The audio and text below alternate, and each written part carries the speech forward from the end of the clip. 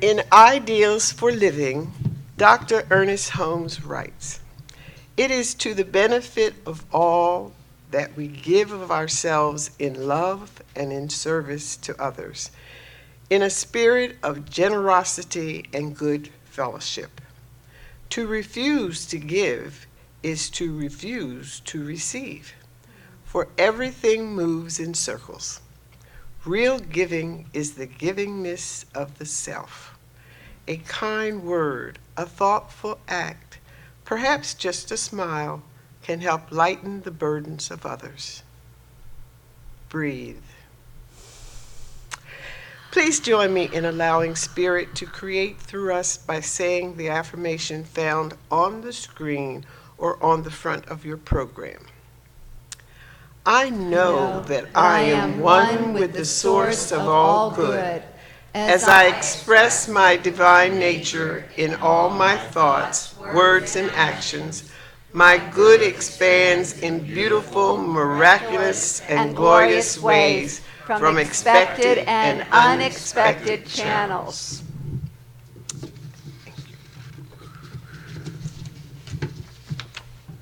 Thank you, Marcy. I like the part about breathe, too. What a great way to bring ourselves into the present moment and to receive, as well as to let go.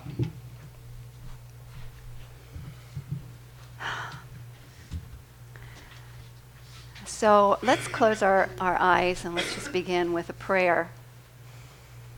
And just realizing that in this present moment, the fullness, the power, the beauty, the grace, the magnificence, the abundance of the divine resides right here and right now within us as well as all around us. This one unified presence, knowing that we are in a united state of consciousness here as we acknowledge this truth, this higher truth of being. And in that united state of consciousness, we open our hearts and make welcome the flow of divine good in, through, and as our lives. We really open our hearts in this moment and receive that great good that is available for us in each and every moment with a nice, big, deep, and cleansing breath. Let's breathe. Knowing that as we breathe, we receive inspiration from the Spirit. As we, that is the inhale, as we exhale, we let go of all of the mind chatter that tells us there's anything else going on other than this divine presence, this divine activity in our lives. And so it is with great joy and gratitude that I accept the truth of these words, that I allow them to be grounded in my very consciousness, all the way down to the subconscious level, knowing that as we all live in alignment with this higher truth, that life is a beautiful flow of one magical mystery after the other showing up before our eyes. So I give my thanks for this truth. I release this word into the universal law of mind, the law of life itself, and invite us all together to say, and so it is.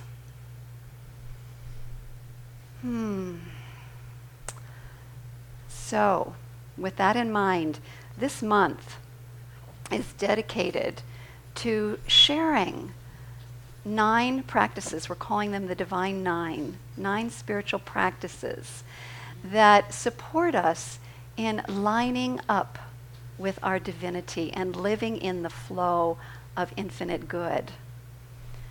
What I am aware of is that as we, over time when we practice these practices, they become second nature. This is what I've realized in my own life. So if something's not second nature, it's a practice until it becomes second nature. And then, if we tend to get off track, it's a way to bring us back, ourselves back into on track and in alignment with that higher truth of who we are. So the Divine Nine, Dan has them up here for me. Meditation, visioning, prayer, visualizing, affirmations, gratitude, forgiveness, seva, which is selfless service, and tithing, which is sacred giving. All of these practices, like I said, end up becoming second nature. As I look through them for myself, because I've been practicing all of them for so many years, I can see where certain practices have definitely, they're just second nature to me now, and they may be for you as well. I know in talking with others, they've mentioned this, that this is just who they are and how they show up, and that's what happens. And then it becomes really effortless. So the beauty of all of this is that it can be something that not only is a benefit to our own lives, but because we are one, it benefits everybody everywhere. We're all connected. So as we do our spiritual practices, as we line up with the divine nature of who we are, as we line up with the greater vision of where spirit is going, freer, fuller, more expanded expression of life itself, as we line up with that, we find that our lives really, truly work better and with greater ease and grace. So I want to share with you a beautiful Sufi teaching that I believe embodies this so magnificently. And it goes like this. It's very short, but very powerful. Past the seeker goes the beggars, the homeless, those with illnesses and diseases. And seeing this, the seeker says, as in his prayer, "Great God, can't you see what's going on here? Why don't you do something?" To which God replies, "I did do something. I sent you." Anybody hear that one before? It's powerful. A reminder that this actually summarizes the whole entire month of topics, is that we are the ones that have been sent to be the deliverers of the great good that God is, not only in our own lives, but in every life that we touch.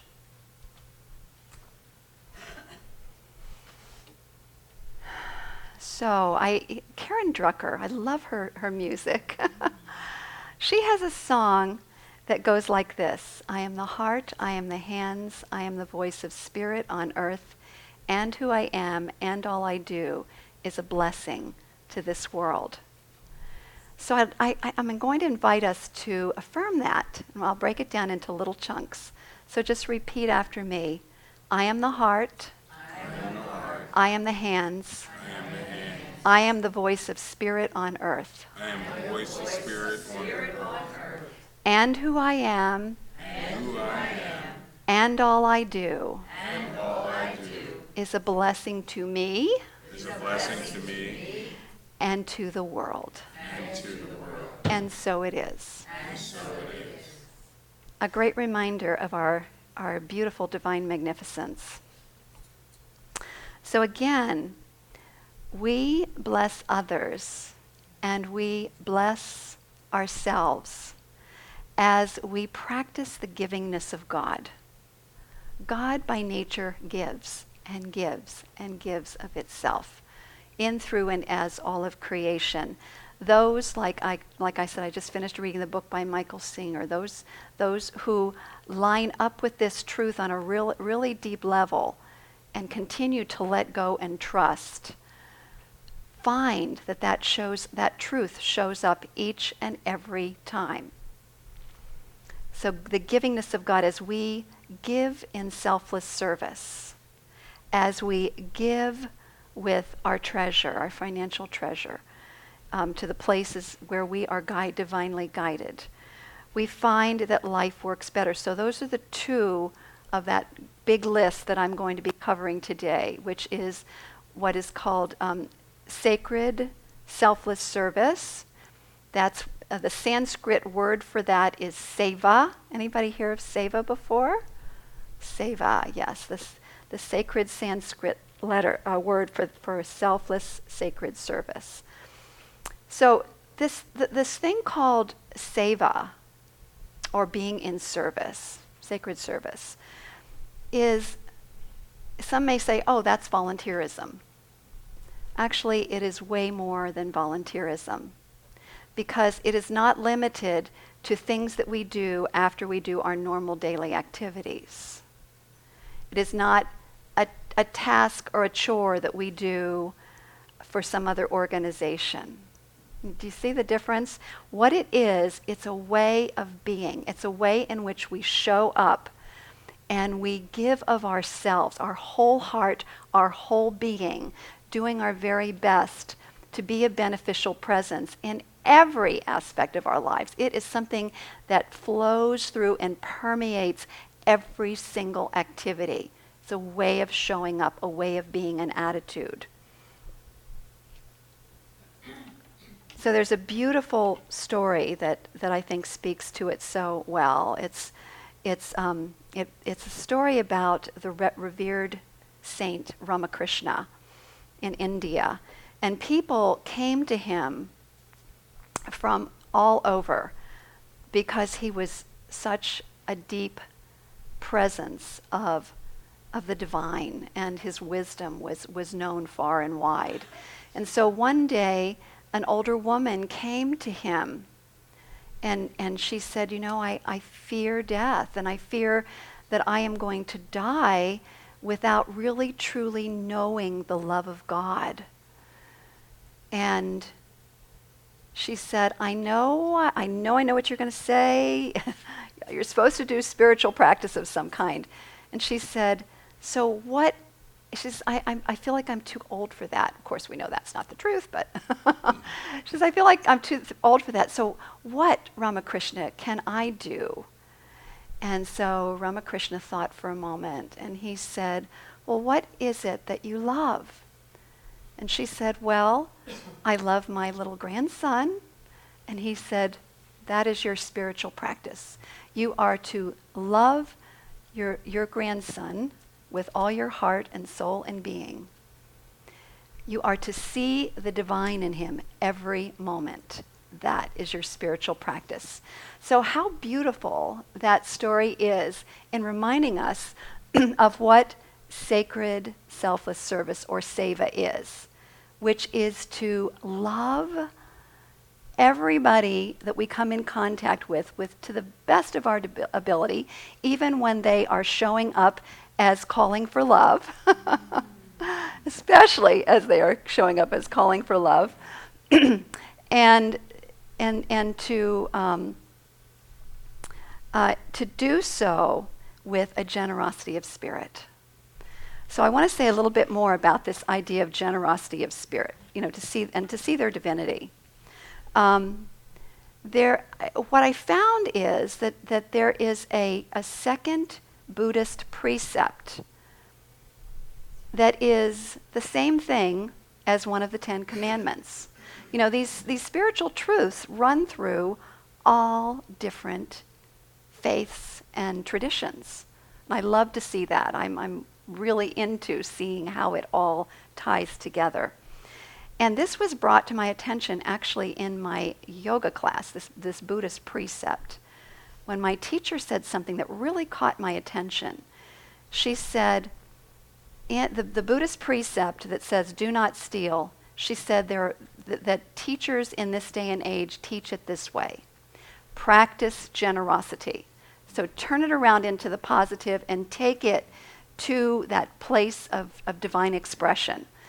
So what if we were to do the same thing with one of the 10 Commandments, is take it to the next level.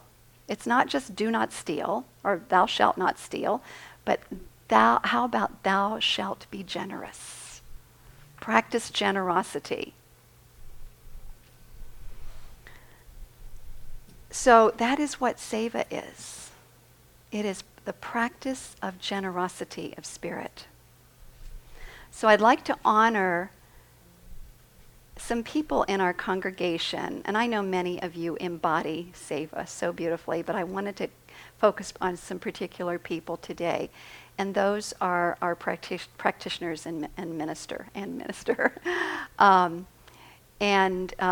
Candace, Reverend Linda, Mary, and Carolyn, 4 beautiful beings who truly express Seva, giving of themselves. And I see heads going yes, who've come into contact with them.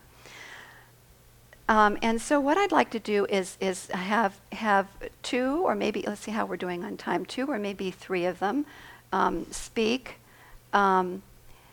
just briefly on this practice of Seva, of sacred service, and how they see it, how it impacts the way they show up in life. So, Carolyn, would you come up first, please?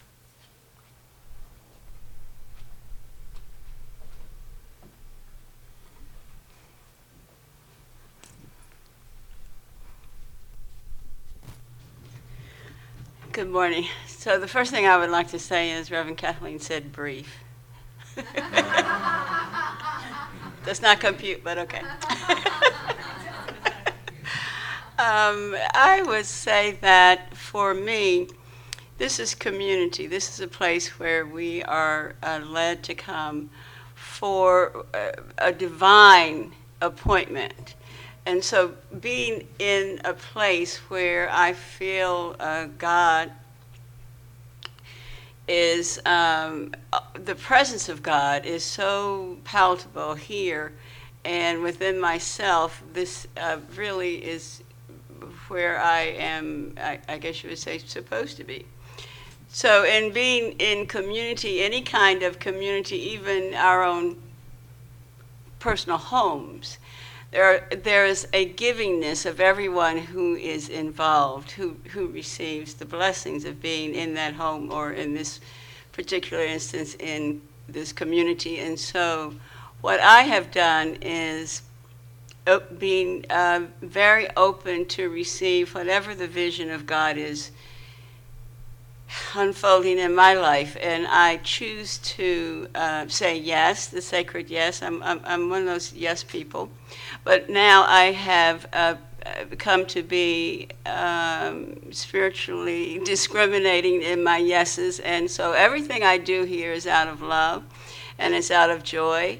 And I will say one of the two of the most rewarding things that I do is to work with the practitioners as a part of the practitioner core, and I am the lead of that core. And so that gives me an opportunity to be intimately involved with all of the practitioners and ministers, practitioners in training, and to connect with each of them and each of everyone else in the community at another level. So I just do this as a part of my being. So my seva, my sacred service, is actually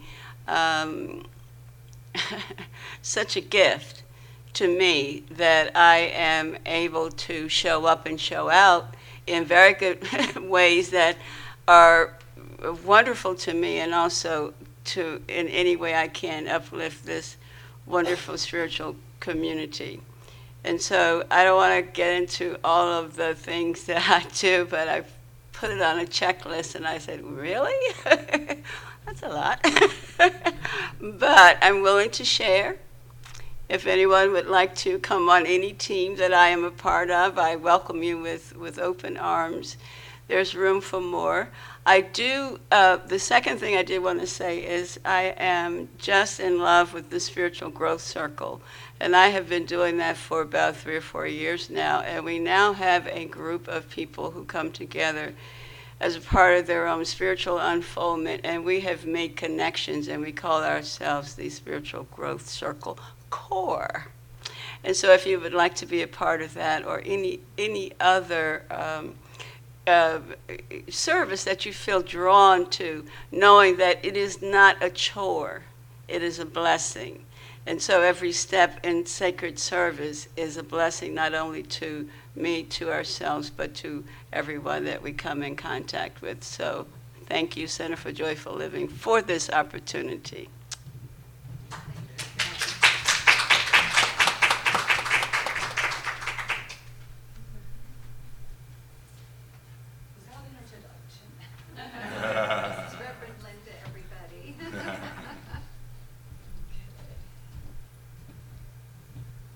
This is really interesting because when Reverend Kathleen called me yesterday and asked me to do this, and I said, do what?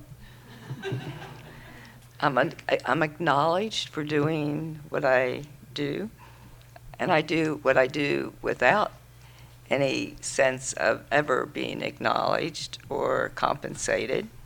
And I will put this as a caveat that I am financially secure, so I don't need that focus as to make money off of anything I do.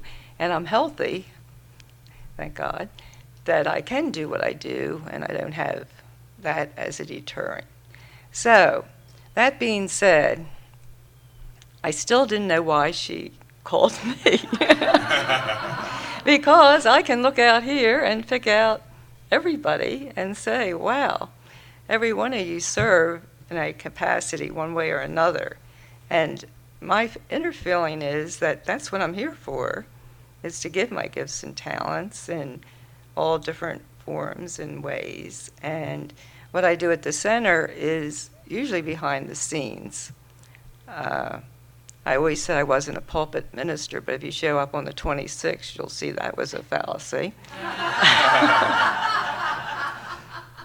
Right, this is kind of off, I wasn't even going to say this, but when I take myself on a visioning quest about once a year for myself personally. And X number of years ago, I saw myself in this black gown talking to a group behind a podium, talking to a group of about 200 people. And I blew that off. And then I finished my ministerial degree, and Angelo Bizzarro, who's in charge of Emerson, called me up and he says, well, I want you to do the commencement speech. So here I am, when we were still meeting out in Arizona for a conference, in a black gown, in front of 200 plus people, giving a talk. And I thought, wow, visioning is really kind of special.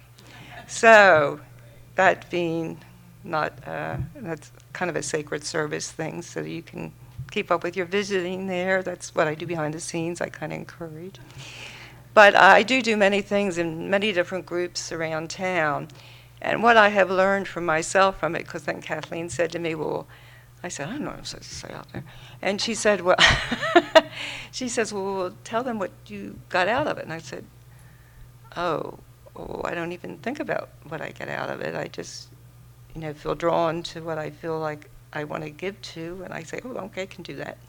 But then when I thought about it, I thought, I really do feel I have purpose in what I do, feel that I learn more from what I do and give than I ever feel I give. And it's always a growth area in me that I'm always grateful for. So, as I said to a yogi years ago, what do I do when I'm feeling down or depressed or out of sorts? What I hear from some of you some of the time. And his answer was, and I'll say it to you, serve others. Thank you.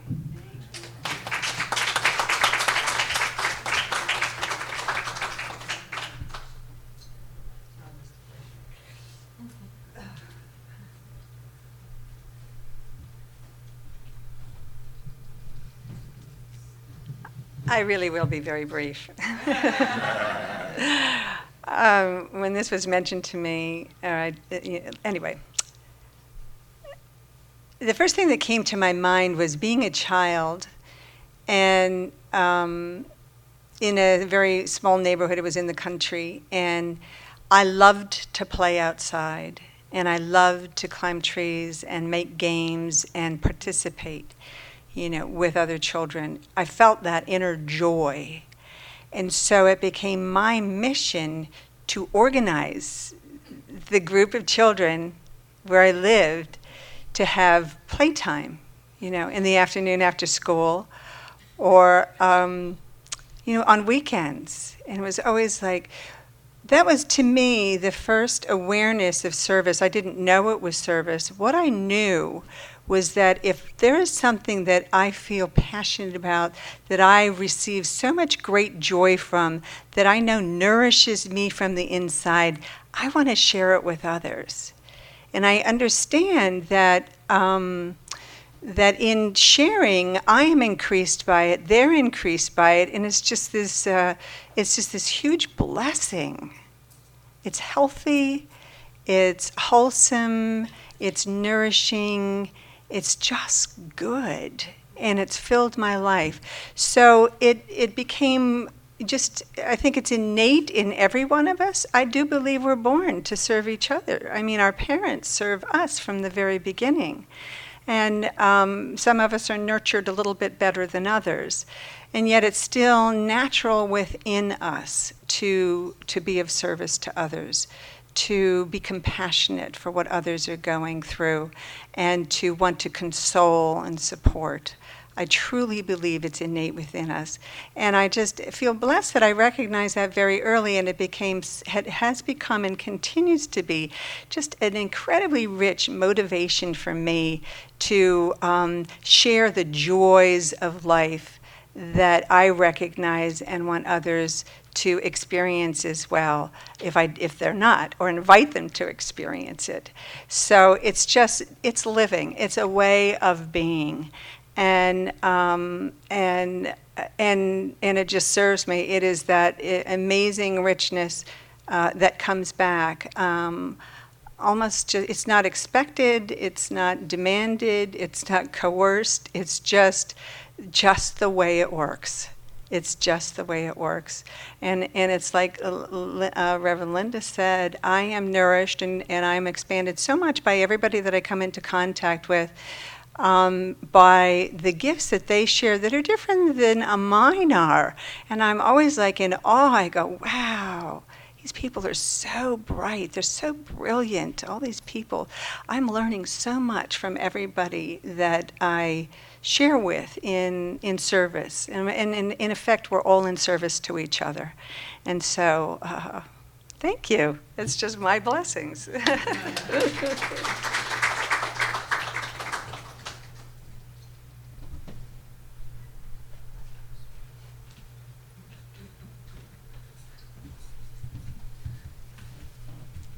So that is seva.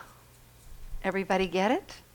Yeah, that is seva. That is sacred selfless service. And I have another person I want to acknowledge too who does so much behind the scenes, and that is the guy sitting back there at the table, my husband, Dan Johnson. And he repeats to me often what his mother used to tell him when he was little, which is, Dan, I am here. I am here but to serve. He says that all the time. I'm here but to serve. So it's just something that he's embraced. And, our neighbors, our friends, everybody, it's not just this community, will tell you how he is just there to support people and to show up for them. So many luminous things going on around us that support this idea of the beauty of seva. So the next thing I wanted to talk about is sacred giving, sacred financial giving, or sharing. We can think of it as sharing. There's a term called tithing that I'll be using, which means 10%. But for those of you who have a challenge with that word, and I do get that, think of it as financial sharing. Think of it as another way of giving of yourself. Through tithing, it's a way that we say to the universe, I trust that God is my source by financially supporting liberating spiritual wisdom teachings. That's essentially the communication. Meister Eckhart, who is an ancient mystic who taught oneness back in the day when he got in a lot of trouble for it, back in the 1200s, he I mean, he did. He taught that God and that we're one with God and that we are God individualized. Very brave man. He said there is nothing else that humans can do that is so beautiful as to put complete trust in God. Through them, God does great things. So as we practice these, do these practices that are about trust in God, God can do great things through us and as us. So when we become to the point where every word, thought, action, breath is sourced in the awareness that God is all there is, that God is my source, then we become this beautiful beneficial presence that we've witnessed here in this community and that we experience ourselves when we're in that place. And then God really truly does great things through us and as us. So here the way it works, this law of circulation, this is my awareness of it, is that God does great things through us and as us. So when we remember to give generously, we receive generously. You know, Ernest Holmes said that so beautifully. So here's the counterpart of it. When we forget this truth and we think that other people or other things are our source, what happens? The challenges multiply. When we think that I need this in order to be happy, I need that. You know, we're always thinking of something out there we need in order to be happy. We are making that our source. And when we do that, the challenges multiply. This is a great awareness.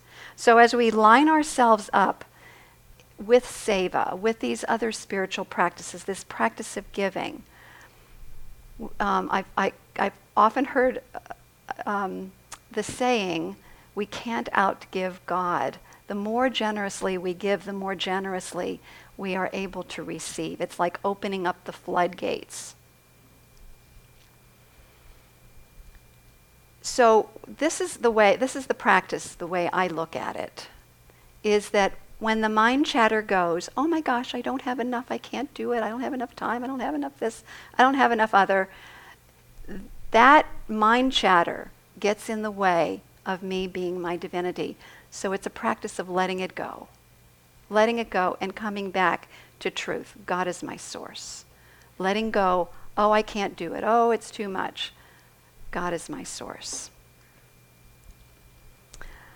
Charles Fillmore says this. He says, tithing is based on a law that cannot fail and is the surest way ever found to demonstrate plenty. By the act of tithing, people make God their partner in their financial transactions and thus keep the channel open from the source to the manifestation in the realm of things. So we know that it's sharing 10% of your good. And what I want to say is that the religious science view on this is that it's really a practice. It's training wheels for giving, for really truly practicing seeing God as our source. It's not something that we tell you have to do. It is something that we invite you to do as a practice and to see what happens. So it's tithing is not just simply charity, because there are other charitable organizations. The way it is taught, it's a way of giving to those who teach higher truth, to those organizations or communities that spiritually liberate people, that teach spiritual principles. And it is a way of assuring that those teachings flourish in order that they bless the world. So if you find yourself thinking, sounds great, but I can't afford to tithe, this is what prosperity teacher, unity minister Catherine Ponder responds to this statement. She says, then you cannot afford not to. The greater the present financial necessity, the greater the need for immediately invoking the power of tithing. So this is the way, again, to look at it. The way I look at it is everything comes from God. Every gift, everything that I receive is of the source. There's nothing other than that. I can't say, oh, I'm the one that did it. It's all from the one source. So as I tune into that, I realize that, and here's another realization. When we tithe, we keep 90% and we give 10%. We share 10% to support wisdom teachings. And so 90% is a lot, so I'd like to demonstrate that. And so I've actually invited several people in our congregation to participate in this. So I'll put this back up here. And, okay. On this side of, in fact, I'll put a little sign up here. Where's my sign?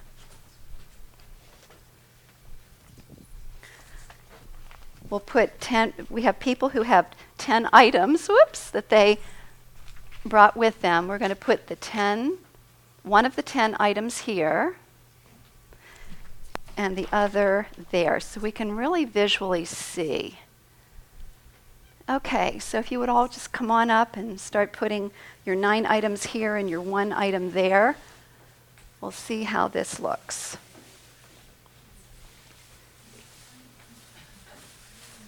Mm-hmm.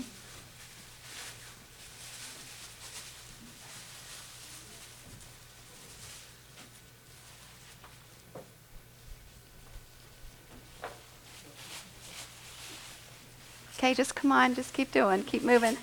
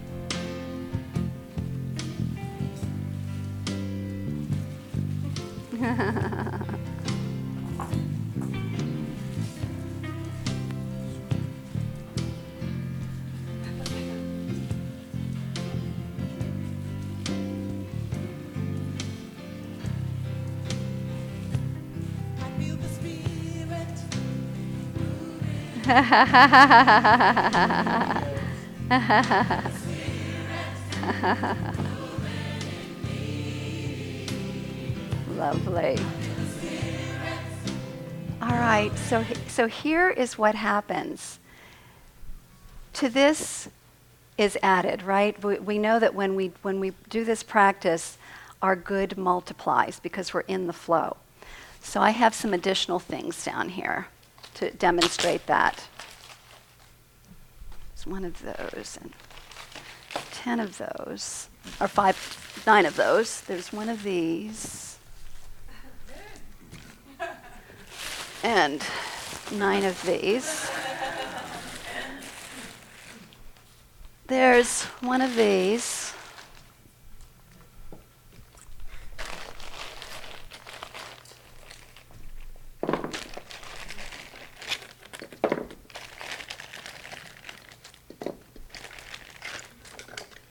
And 9 of those. There is one of these. And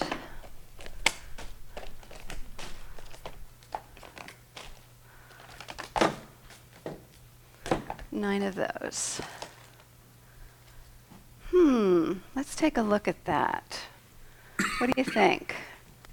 I want to take a look myself.